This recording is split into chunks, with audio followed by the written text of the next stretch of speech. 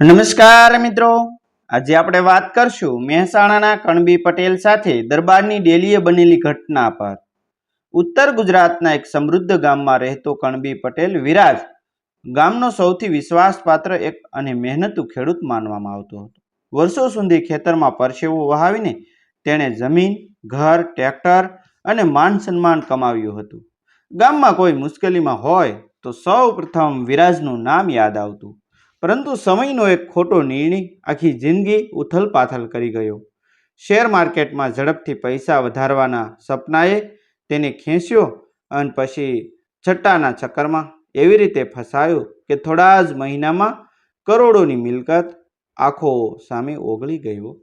બેંકના નોટિસો, ઉઘરાણી કરનારાઓના ફોન અને દેવાનો ભાર દિવસે ને દિવસે વધતો ગયો।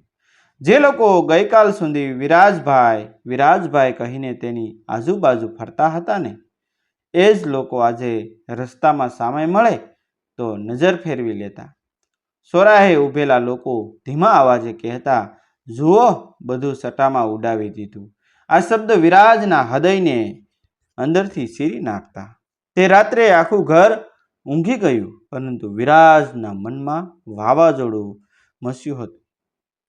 પત્ની મીરા, પુત્ર અરીન અને દીકરી કિયાનો ચહેરો જોતા તેણે મનમાં કસમ ખાધી કે હવે અપમાનમાં જીવવાનું નહીં। સવાર થતાં જ તે ગામના સૌથી પ્રભાવશાળી દરબાર રાઘવની ડેલીએ પહોંચ્યો। વર્ષો પહેલા વિશ્વાસના સંબંધમાં તેણે મોટી રકમ અને કેટલીક મિલકતના દસ્તાવેજો રાઘવને સોંપ્યા હતા। ડેલીમાં બેઠેલા લોકો સામે વિરાજે શાંતિથી કહ્યું કે રાઘવ, દરબાર મારા રૂપિયા અને મારી મિલકતના કાગળ મને પરત આપો। આજે રાત્રે હું જ પરિવાર સાથે અમેરિકા જવાનો નિર્ણય કરી લીધો છે। રાઘવ જોરથી હસ્યો અને પછી અચાનક ત્રાડ પાડી, અરે ઓ વિરાજ, પૈસા કાંઈ રસ્તા પર પડ્યા છે? હાલ્યો આવ્યો લેવા? જ્યારે શેરમાં નાખતો હતો ત્યારે મને પૂછ્યું હતું? વિરાજે ધીમા પણ મક્કમ અવાજે જવાબ આપ્યો, હું ભીખ માંગવા આવ્યો નથી, મારા પરસેવાના અને મારા બાપ દાદાના પૈસા માંગુ છું। સમય ખરાબ છે એટલે હાથ જોડું છું, પણ હક છોડતો નથી। આ સાંભળીને રાઘવ ગુસ્સાથી ધ્રુજી ઉઠ્યો। તેણે આસપાસ ઊભેલા માણસોને બોલાવ્યા અને વિરાજની સામે આંગળી સીનતા ગર્જના કરી, આજ પછી મારી ડેલી ઉપર પગ મૂકતો નહીં। ફરી અહીં દેખાયો તો તારા પગ કાપીને હાથમાં આપી દઈશ। નીકળી જા મારી આંખો સામેથી। ડેલીમાં બેઠેલા લોકો સન્નાટામાં પડી ગયા, પરંતુ કોઈએ વિરાજનો પક્ષ લીધો નહીં। વિરાજે એક ક્ષણ માટે આખી ડેલી તરફ જોયું। તેને સમજાઈ ગયું કે પૈસા જાય ત્યારે માણસ એકલો પડી જાય છે। તે ચૂપચાપ ત્યાંથી નીકળી ગયો। ઘરે પહોંચીને તેણે માત્ર એક જ વાક્ય કહ્યું, આ ગામમાં હવે આપણું કંઈ રહ્યું નથી। થોડા દિવસોમાં ઘરમાં જે કંઈ બચ્યું હતું તે વેચાયું, જરૂરી દસ્તાવેજો તૈયાર થયા અને આખા પરિવારે અમેરિકાનો વિઝા મેળવી લીધો। વિમાન અમદાવાદની ધરતી છોડીને આકાશમાં ઉડ્યું ત્યારે વિરાજે બારીમાંથી છેલ્લી વાર પોતાની માટીને જોઈ અને મનમાં કહ્યું હતું કે હું આજે હારીને જઈ રહ્યો છું, પરંતુ એક દિવસ એવી જીત લઈને પાછો ફરીશ કે મને ઓળખનારા દરેક માણસને સમયનો સાચો અર્થ સમજાઈ જશે। ન્યૂ જર્સીના આકાશને અડતા કાચના ટાવરો, દિવસ રાત દોડતી ગાડીઓ અને અજાણી ભાષાના કોલાહલ વચ્ચે વિરાજને પહેલી ક્ષણે સમજાઈ ગયું કે અહીં કોઈની પરવા નથી। એરપોર્ટની બહાર નીકળતા તેના હાથમાં માત્ર 2 જૂના સૂટકેસ, એક નાની બેગ અને પરિવારની આશાઓ હતી। ભારતમાં રહેલી છેલ્લી બચત પણ ટિકિટ, વિઝા અને શરૂઆતના ખર્ચામાં પૂરી થઈ ગઈ હતી। ઓળખીતાએ થોડા દિવસ રહેવાની ખાતરી આપી હતી, પરંતુ ત્યાં પહોંચતા જ તેણે દરવાજા પર ઊભા રહી ઠંડા અવાજે કહ્યું, માફ કરજો, હવે તમને રાખી શકું એમ નથી। એ એક વાક્યે આખા પરિવારના પગ નીચેથી જમીન સરકી ગયો।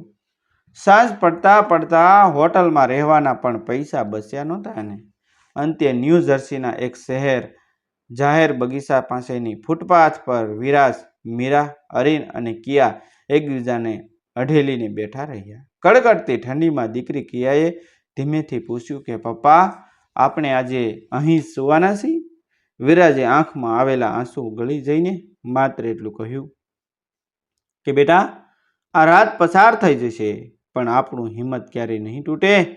એ રાત્રે તેની ઊંઘ જ ન આવી. ભારતનું ગામ, દરબારનું અપમાન, ડેલીમાં પડેલી ધમકી અને પોતાના લોકોનો તિરસ્કાર વારંવાર આંખો સામે ફરતો રહ્યો. બીજા જ દિવસથી તેણે કોઈ કામ નાનું નથી એવું માનીને રોજગારની શોધ શરૂ કરી. ક્યાંક વેરહાઉસમાં માલ ઉતાર્યો, ક્યાંક ટ્રકમાં બોક્સ ચડાવ્યા, ક્યાંક રેસ્ટોરન્ટમાં વાસણ ધોયા, તો ક્યાંક વહેલી સવારે સફાઈનું કામ કર્યું. દિવસના 16 કલાક મહેનત કર્યા પછી પણ શરીર થાકી જતું, પરંતુ મન ક્યારેય હારતું નહોતું. મીરાએ પણ એક નાનકડી બેકરીમાં કામ શરૂ કર્યું. બંને પતિ પત્ની પોતે ઓછું ખાતા, પરંતુ બાળકોના શિક્ષણમાં ક્યારેય કમી પડવા દીધી નહોતી. ધીમે ધીમે થોડા પૈસા બચવા લાગ્યા. વિરાજે એક દિવસ જોયું કે ભારતીય મસાલા અને પરંપરાગત ખાદ્ય વસ્તુઓ માટે સ્થાનિક લોકો અને ભારતીય પરિવારોને ઘણી મુશ્કેલી પડે છે. એ દિવસથી તેના મનમાં એક નવું સ્વપ્ન જન્મ્યું.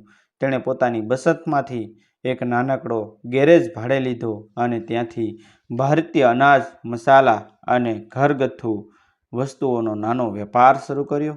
શરૂઆતમાં ગ્રાહકો ગણતરીના હતા, પરંતુ વિરાજની એક વાત બધાને સ્પર્શી જતી.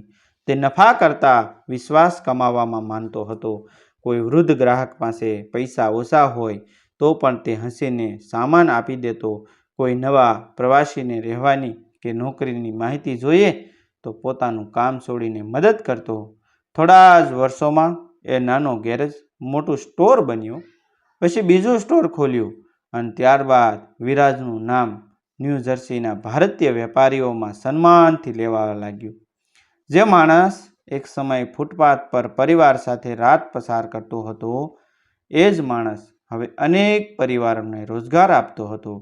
પરંતુ સફળતાના શિખરે પહોંચ્યા પછી પણ તેના મનમાં એક અધૂરો હિસાબ જીવતો હતો. દરબાર રાઘવે અપમાનિત કરીને જે શબ્દ કહ્યા હતા, ફરી મારી ડેલી પર પગ મૂકતોય નહીં, એ શબ્દો આજે પણ તેના કાનમાં ગૂંજતા હતા. એક સાંજે ઓફિસમાં બેઠેલા વિરાજને ભારતમાંથી એક અજાણ્યો ફોન આવ્યો. સામેનો અવાજ ધીમો હતો, પરંતુ એણે જે સમાચાર આપ્યા તે સાંભળીને વિરાજની આંખોમાં વર્ષો જૂની આગ ફરી ભભૂકી ઉઠી. કારણ કે ગામમાંથી આવેલો એ સંદેશ માત્ર એક સમાચાર નહોતો, પરંતુ વર્ષો પહેલાં અધૂરું રહી ગયેલું હિસાબ પૂર્ણ કરવાની શરૂઆત હતી. ન્યૂ જર્સીની પોતાની વિશાળ ઓફિસમાં બેઠેલા વિરાજના ફોન પર ભારતથી આવેલો અવાજ વર્ષો જૂનો ઘાવને ફરી જીવંત કરી ગયો. ગામના એક વૃદ્ધે ધીમા સ્વરે કહ્યું કે વિરાજ, સમયનું ચક્ર ફરી વળ્યું છે. જે દરબારના આંગણે એક સમયે સેંકડો લોકોની ભીડ રહેતી હતી, આજે ત્યાં સન્નાટો છે. રાઘવ દરબાર દેવામાં ડૂબી ગયો છે. મોટાભાગની જમીનો હરાજીમાં જતી રહી. લોકોનો વિશ્વાસ તૂટી ગયો અને હવે તે ગંભીર મુશ્કેલીમાં છે. ફોન મૂક્યા પછી વિરાજ લાંબા સમય સુધી મૌન રહ્યો. આંખો સામે વર્ષો પહેલાની એ ડેલી, અપમાનના શબ્દો અને પરિવાર સાથે પસાર કરેલી ફૂટપાથથી ઠંડી રાત ફરી જીવંત થઈ ગઈ. થોડા દિવસ પછી તેણે ભારત જવાનો નિર્ણય લીધો. વર્ષો પહેલા જે માણસ 2 સૂટકેસ લઈને દેશ છોડીને ગયો હતો, એ જ આજે સફળ ઉદ્યોગપતિ તરીકે પોતાના વતનમાં પરત ફરી રહ્યો હતો. ગામમાં તેના આગમનની ખબર વાવાઝોડાની જેમ ફેલાઈ ગઈ. લોકો રસ્તાની બંને બાજુ ઊભા રહીને તેને જોવા લાગ્યા. જે લોકો એક સમયે નજર ફેરવી લેતા હતા, એ જ લોકો હવે હાથ જોડીને વિરાજભાઈ આવો, વિરાજભાઈ આવો કહેતા હતા. પરંતુ વિરાજ કોઈના ઘરે ગયો નહીં. તેની કાર સીધી રાઘવ દરબારની ડેલી આગળ અટકી. એક સમયની ભવ્ય ડેલી હવે નિર્જન લાગતી હતી. રંગ ઉખડી ગયો હતો, દરવાજા જૂના થઈ ગયા હતા અને આંગણામાં એક અજીબ શાંતિ હતી. અંદર બેઠેલો રાઘવ વિરાજને જોઈને થોડી ક્ષણ માટે નિશબ્દ થઈ ગયો. બંનેની નજર મળી. વર્ષો પહેલા જે ગામમાં અહંકાર હતો, આજે તેમાં થાક અને પસ્તાવો દેખાતો હતો. વિરાજ ધીમા પગલે આગળ વધ્યો અને શાંતિથી બોલ્યો કે રાઘવ, મને ઓળખો છો?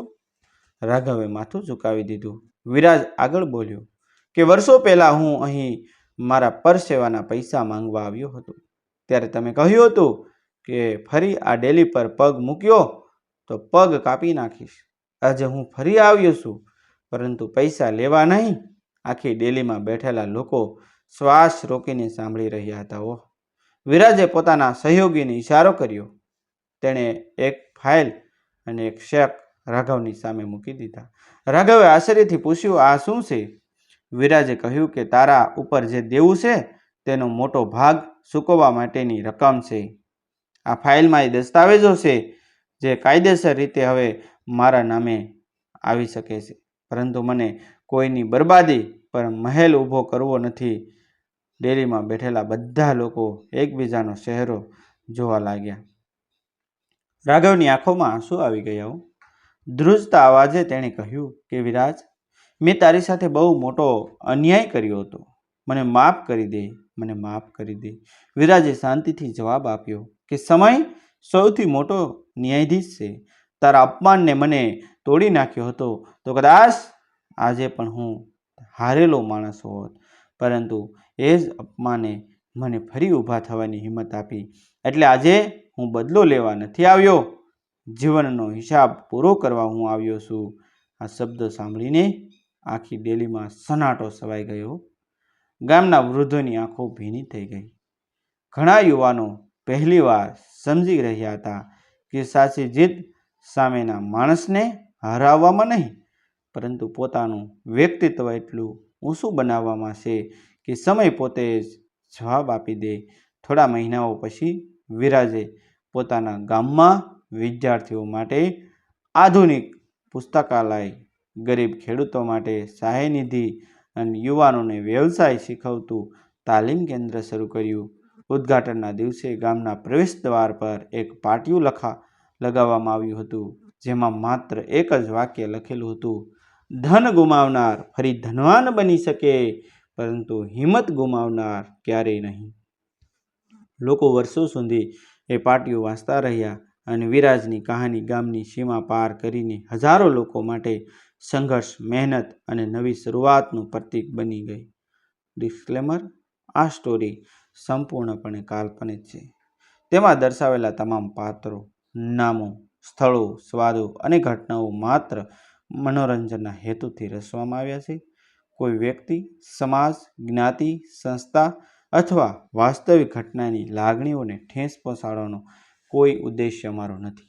જો કોઈ સામ્યતા જણાય તો તેને માત્ર સંયોગ માનવો.